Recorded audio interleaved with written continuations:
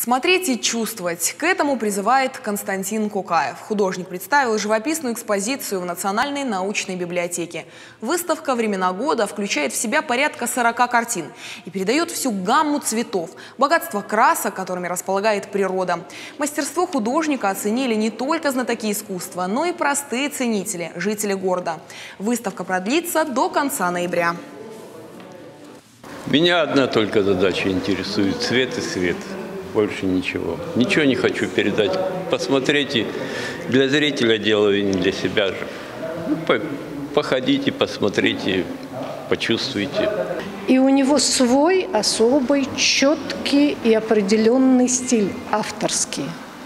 Когда-то Делакруа сказал, надо быть очень смелым, чтобы решиться быть самим собой.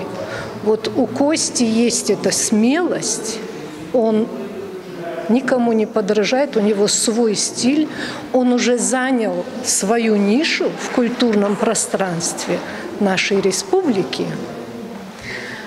И нам остается только благодарить его за это.